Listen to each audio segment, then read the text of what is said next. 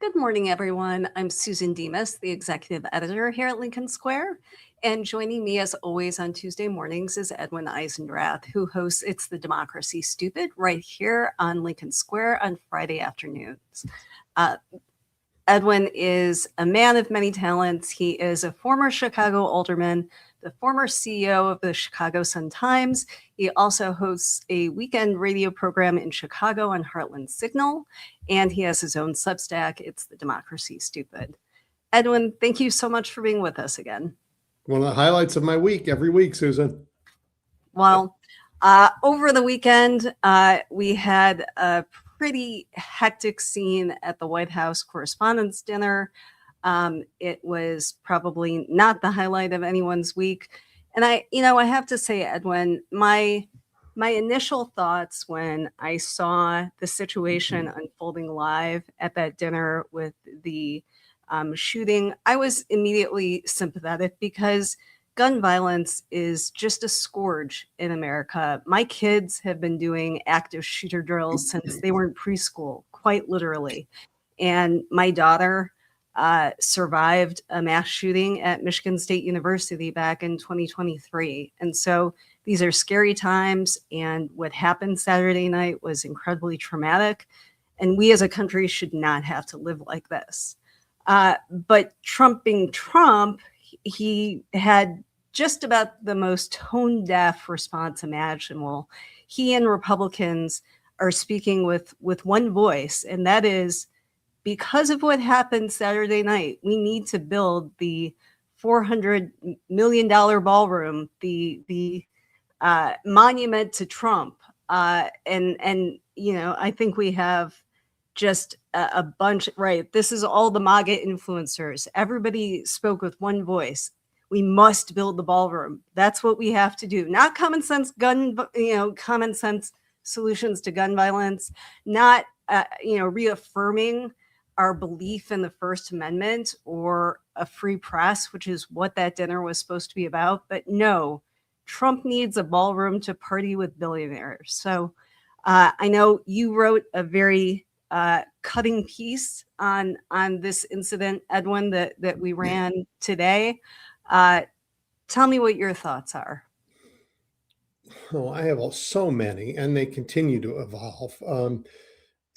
Look, the idea of a guy streaking through a whole hotel lobby armed and looking to hurt people is appalling. We live in a violent country, and we live in a violent country with more guns than people.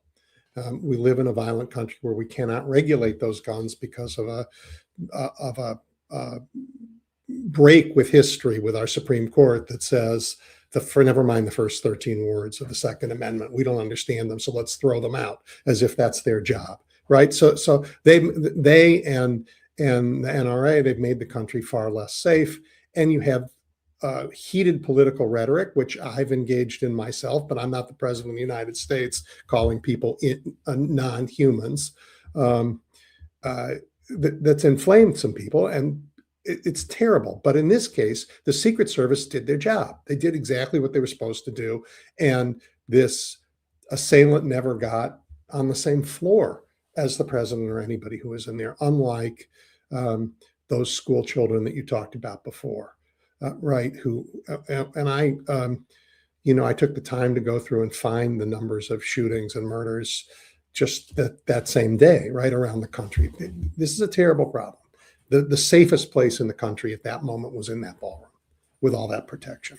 So there's a lot of, I know it's a frightening moment, but a little reflection will say, okay, but they weren't in the kind of danger that we put our school children in, right? The response from the administration is as insane as this administration. The response to gun violence in America is ballroom. And on top of that, the White House correspondents aren't going to have a dinner in the ballroom. They don't work for the president. That's not what that relationship is, so it does nothing for this. And then he's also blamed No King's Day for this violence, the most peaceful mass protests in American history. They just blame is what they do. And I suggest he decorate the White House with a few more mirrors and less gold, so you can see where the problem really lies. Um, I, I had an interview this weekend on my radio show, Susan, with Karen Talian, who is the head of the Indiana Dems. Mm. And Indiana's done this remarkable thing. They've actually filled, every state Senate seat and 91 of 100 state House seats with candidates for the first time in Indiana, right? And she said she goes around the state and she often gets asked to give a little talk. And she says, well, I'll say a few words, but they're going to be Republican words. People go, what? And she goes, Doge, right? And she goes, tariffs. And, and she goes through that list. I mean, if we just say what the Republicans say, we should win in a landslide. If we just walk around the country and say ballroom, like the Republicans are saying ballroom, we'll win in a landslide. Because you know what? The difference between ballroom and the violence problem in America, it's unbridgeable. Yeah. Right? Let's go ahead and play that clip of Lindsey Graham making the case with Senate Republicans about why we need this ballroom. Everybody thought this is Trump making a monument to Trump, right? This is a vanity project. How many times have you talked to him about this? Like, every time? It's important. All the time. Like, how you doing? Where's the ballroom? That's true. How you playing? I don't know. I'd play better if you built the ballroom. It's all the time. It's like he understands what's missing. As a nation, we got a missing piece of the puzzle. The king's coming, right? I would also say, too, that there had been Okay, wait, what? The missing piece of the American puzzle is the ballroom, and the thing we should worry about is the king is coming? I mean, like, first off, okay, the king can show up. When Queen Elizabeth was in Chicago in, I think, 1954, Richard J. Daley, the mayor at the time, not a big fan of the Queen, being Irish as he was, said, welcome to Chicago. Next time you come back, bring the kids. And that was it. There was no pomp and special treatment. I mean, we treat them like you treat a foreign dignitary, but like, oh, we should build a ballroom for the King of England while Americans are suffering. Wait, what? I mean, and the missing piece of the American puzzle is maybe compassion in the White House, maybe a sense that Americans matter in the White House, maybe a sense that our lives, that the purpose of federal government is to improve the lives of ordinary Americans. Those are missing pieces, I would say, that come way ahead of ballroom. But Lindsey Graham should lose too. He's got an election, and he didn't win by much last time. We'll see. If that's the best case that they can make for this ballroom, I mean, what a bizarre press conference that was. I cannot imagine that this was a great sales job to anyone, because building this ballroom is not popular, as you'd imagine it wouldn't be. I mean, gas is $4.20 a gallon now, thanks to the war in Iran that Donald Trump seems absolutely clueless how to end. We have inflation is ticking up, also as a result of not just tariffs, but his war in Iran. And you have a let them eat cake moment coming out of the White House. One thing that Donald Trump, I think, used to be pretty good at during his first term was divide and conquer. He would take an incident like this, and he would be able to make the case for something in his agenda that was somewhat popular and could make Democrats look bad. He's completely lost the plot, because going for the ballroom is not going to be a move that's going to improve his poll numbers at all. And this was not the only thing that he did, Edwin. No. Of course, another line of attack was going after any kind of dissent, which is, such in character. Right. But you consider the fact that this took place at what's supposed to be a celebration of the free press.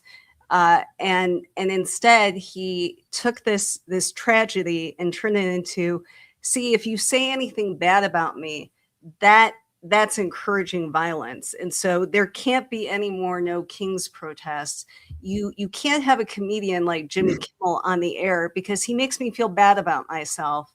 And that's what has to come out of this moment, is that nobody gets to criticize me, which is about the weakest move imaginable, I think.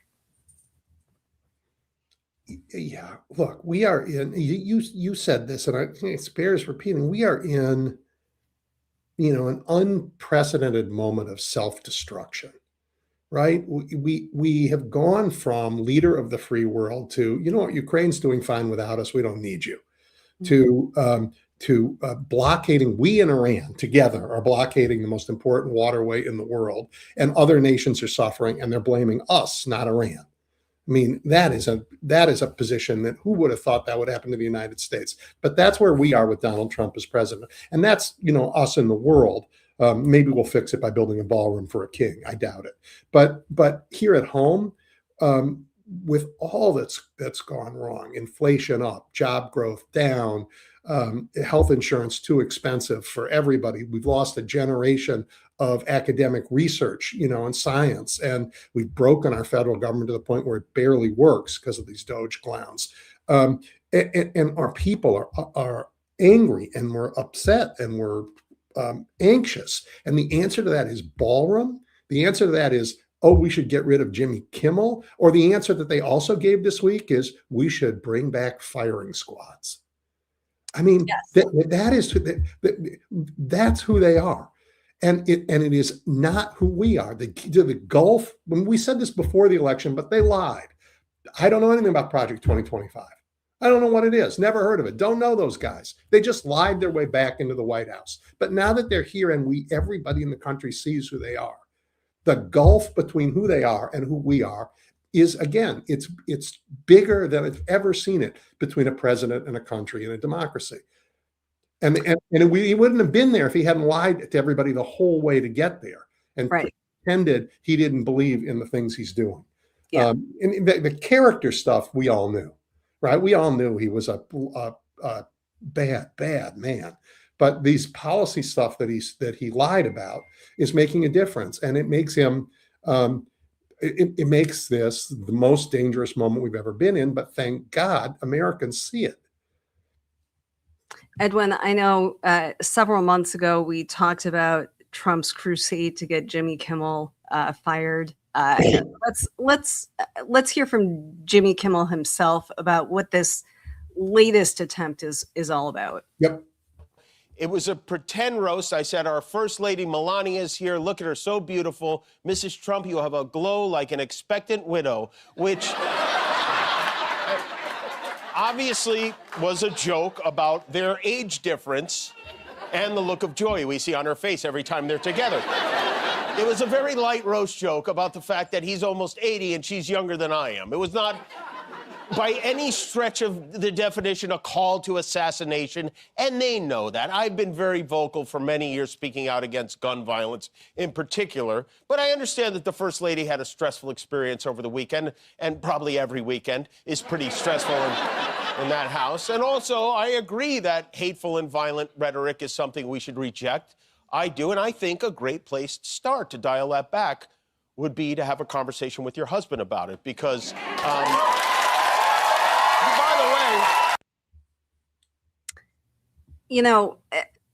This is really part of, first of all, this is a really petty fixation, clearly, that Trump has on Jimmy Kimmel, a late night talk show host. But it is kind of part of his broader perspective on the media. This is why they have, the Trump administration has been approving these mega mergers that have empowered people like the Ellisons, who have taken over CBS News. They have a deal on the table to take over Warner Brothers, why they sold off TikTok to right-wing interest. They only want a media that is friendly to them. They only want their friends in charge. They only want you to hear certain opinions, which really belies just the utter weakness of the Trump administration, that they cannot deal with even a comedian cracking jokes at their expense. That has to be snuffed out. that's a really incredible thing for a guy who parades around like he is the epitome of machismo. Or Jesus Christ. Yeah. I mean, look, again, in my own head, I no longer think we have to spend the time convincing Americans of the ill of this administration. What we have to do is remind Americans of the strengths in their own character, amongst each other, to trust each other. We will get rid of these terrible people. I mean, the Hungarians had this problem with a guy who corrupted their press, and their institutions, and they didn't have a free and fair election, but they towed up in such numbers that they won anyway. They won indisputably, beyond question, that they couldn't cheat their way out of. And we're going to have to do the same thing, because Donald Trump has said, I'm going to cheat. And he said to Congress, my top priority is for you to pass your Cheating Save Act, which stands for save Republican power. And that's all it is, by disenfranchising people who would vote against them. But we have to show up in such numbers to be rid of these terrible, terrible people. You're absolutely right. Donald Trump says, I will not abide by a press that doesn't kiss my ass. Every president who's ever been president, from George Washington, has felt the sting of the press. But this is the only one who's, well, that's not true. John Adams, the second president, with the Alien and Sedition Acts, which got him tossed out. But between John Adams and today, we've never had a president who said, I don't believe there should be a free and open press in America. I believe the only press should be the press that I control, or is controlled by my crony friends. And you and I are doing this way all the time, in part because he has been as successful as he has in corrupting the mainstream press. And we know there has to be another way to connect with Americans and help them recover from this disaster. Right. And that's why I think you've seen such an incredible growth in independent media with people who, none of us were invited to the White House Correspondents' Dinner, or none of us would have gone. Right.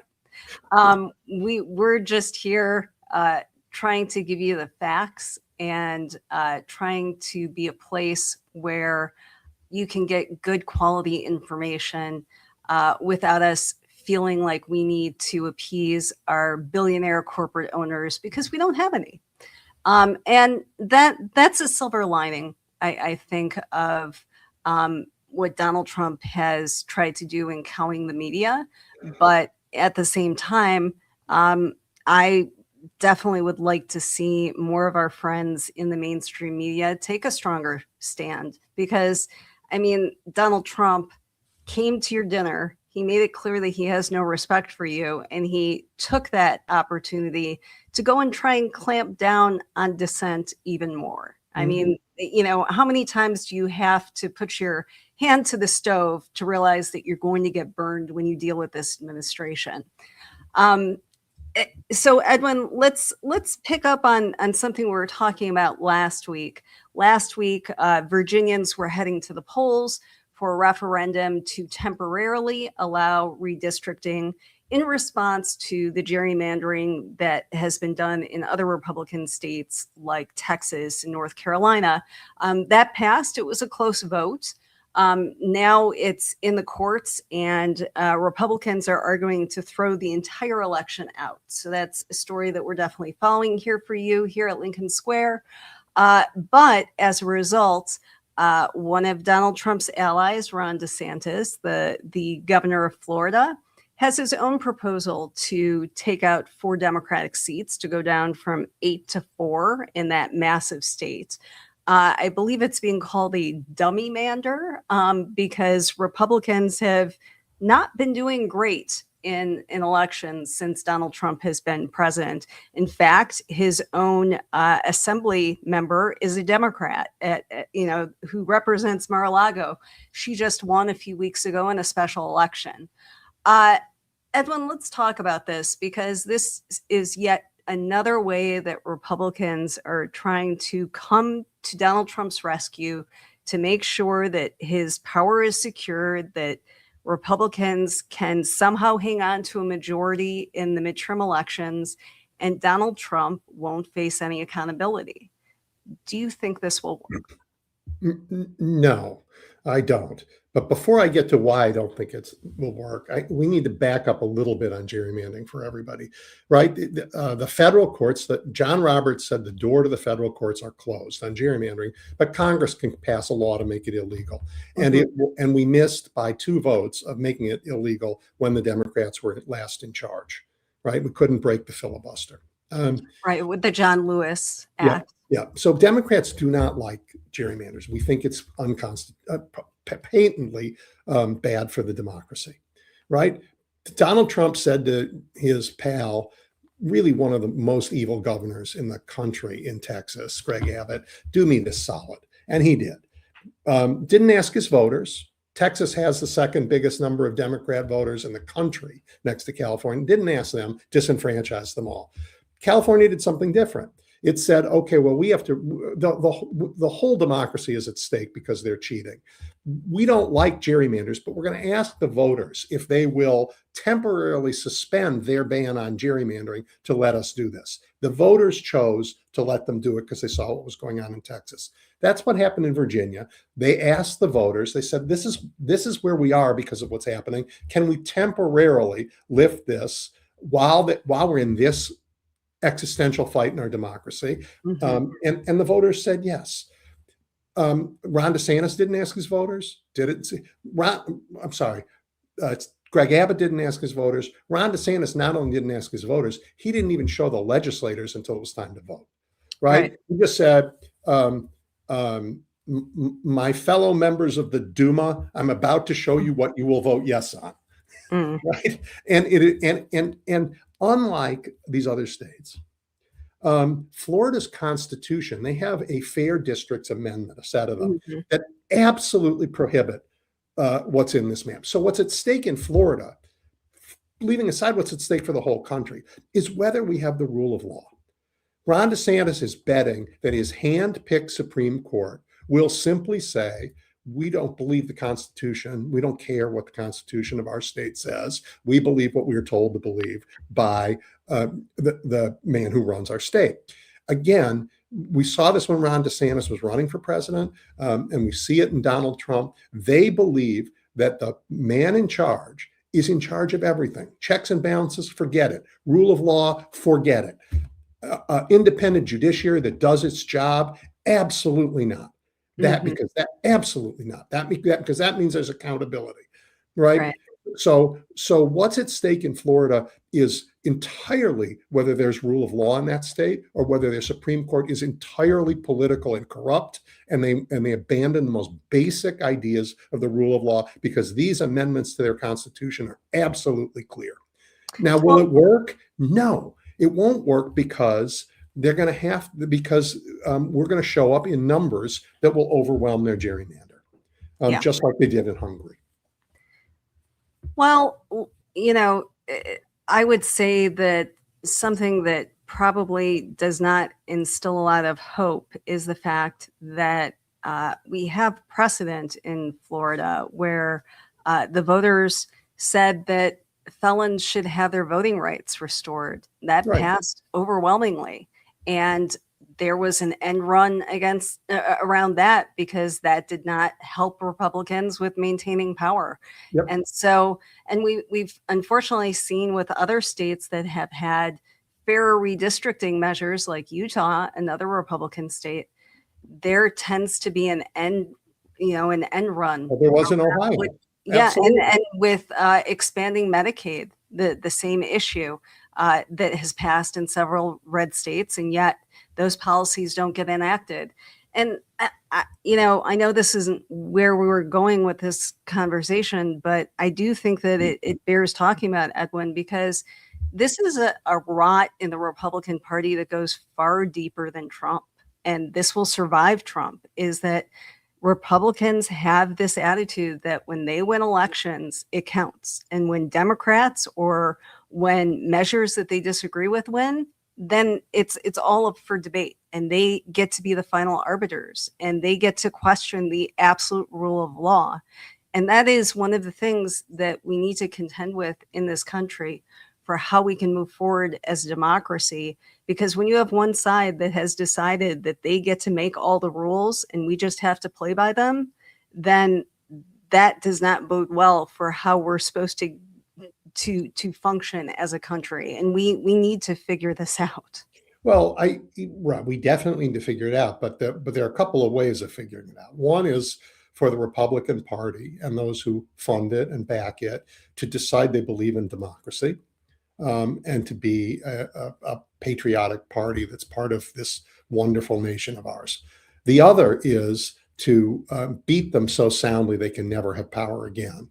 And part of that, I mean, I'm tougher, I'm not running for office. I'm not in office. I'm not going to be in office. So what I say hardly matters. But if it were up to me, I would have the biggest RICO suit ever against the Republican Party for 50 years of illegal campaign contributions from Fox News, from all kinds of breaking the actual laws that are still on the books that they won't enforce about campaign finance, and possibly even for 14th Amendment violations by swearing an oath to uphold the Constitution and then doing everything they can to destroy the democracy. I would put them out of business.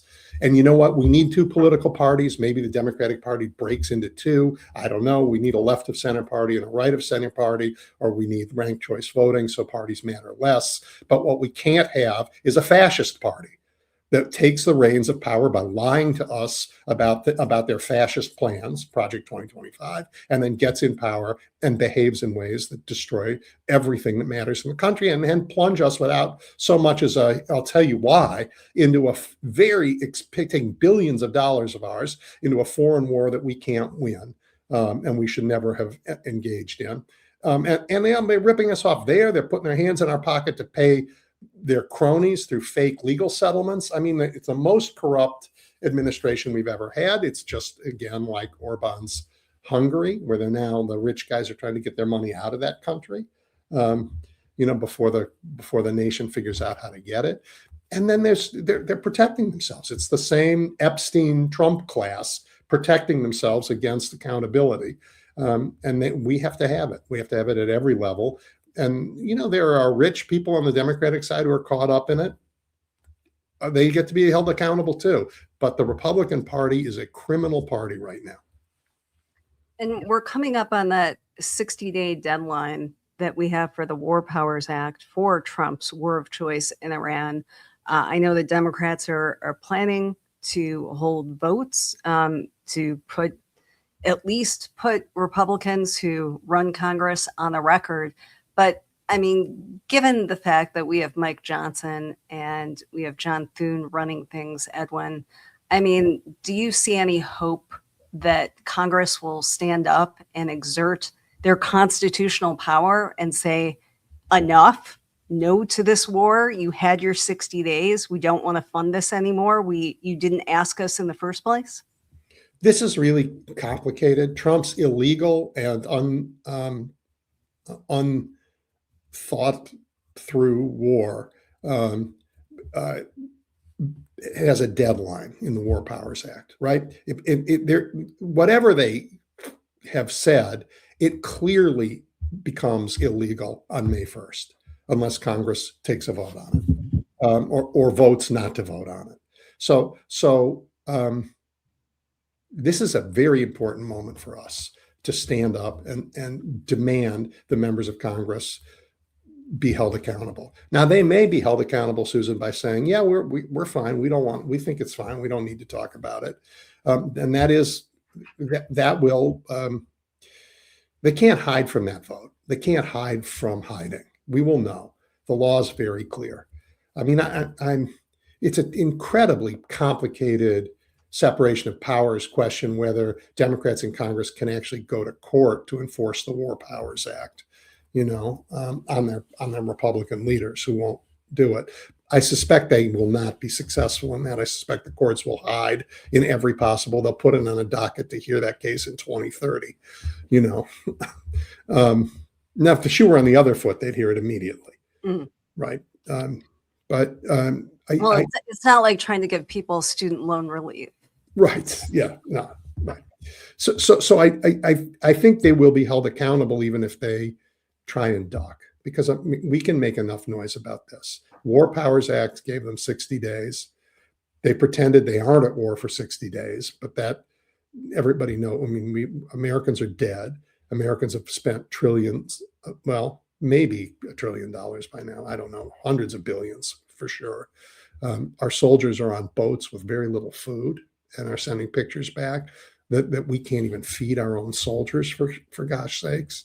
Our stockpiles around the world are being depleted for this effort. And we are constantly talking about truces and blockades and peace talks that can't pretend that that isn't war, right? So Congress has been very clear in the War Powers Act.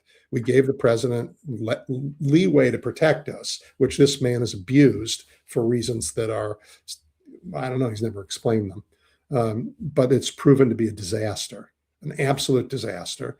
And look, Americans haven't let him off the hook for Jeffrey Epstein. I mean, we can't talk about it every day because every day there's something else. But Americans know he's hiding, and he's got Todd Blanche hiding the Epstein stuff. And Americans know he's breaking the law in this war and reaching his hand into your pocket and mine to pay for it. And by the way, 13 are dead. I mean, Right. 13 Americans are dead, and lots more people around the world are dead. Right. Well, coincidentally, also on May 1st is the day of our first general strike during the Trump presidency. This is being organized by many of the groups that organized for the No Kings rallies, but this is something really different, Edwin. This isn't, just us going out and protesting, which we've shown we can all do in both big cities and small towns across the nation, across the world, because there were many protests in other countries as well.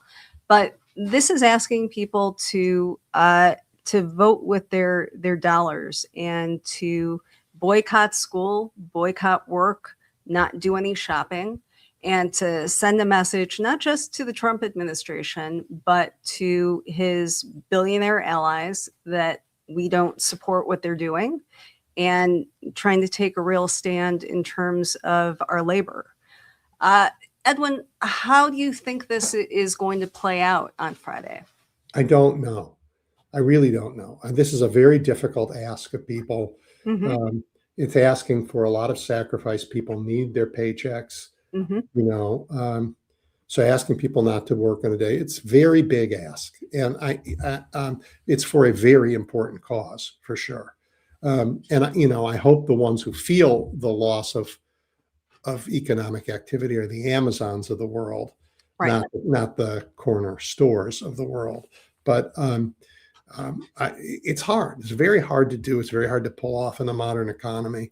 But the impulse behind it is 100% laudable and necessary. We need the message to be sent to particularly the corporate sponsors of this fascist moment, that you cannot count on us to be there for you if you're not there for us. Really important. And we Right. need to get their attention. I mean, it will have an effect on our economy, but not an effect that's as big as the negative effect that Donald Trump is having every day. Right. So when somebody says, "Oh, well, the economy's hurting," you're just going to hurt the economy. I want to say, "I'm sorry, buddy. Your guy has done more damage to the economy in his first year than we can do in one day in your dream." Right. Like, forget that.